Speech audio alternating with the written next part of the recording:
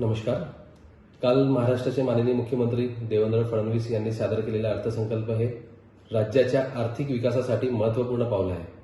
$5 trillion अर्थव्यवस्था हे दीर्घकालीन धोरणात्मक लक्ष्य आहे, ज्याद्वारे पायाभूत सुविधा, उद्योग, हरित ऊर्जा, कृषी सुधारणा आणि मानवी संसाधन विकास या सर्वांचा समन्वय साधून राज्याला जागतिक आर्थिक नकाशावर मजबूत स्थान मिळवून देता येईल. विशेषतः म्हटलं तर अर्थसंकल्पातील प्रत्येक जिल्ह्यात एमएसएमई सहाय्य केंद्र स्थापन करण्याचा निर्णय उद्योग वाढीसाठी आणि नवउद्योजकांसाठी मोठा प्रोत्साहन आहे. यामुळे उद्योजकांना नोंदणी, परवानगी, सरकारी योजना आणि कर्ज मिळवण्यासाठी सुलभ मार्गदर्शन मिळेल.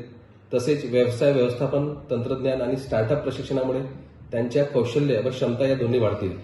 या उपक्रमांमुळे स्थानिक उद्योग वाढ आणि रोजगार निर्मितीला निश्चितच गती मिळेल आणि असं मला वाटतं की मागील एका दशकामुळे जे रोजगाराच्या समस्या समोर आहेत त्या संपुष्टात येण्यास या योजनेचा खूप मदत मिळणार आहे.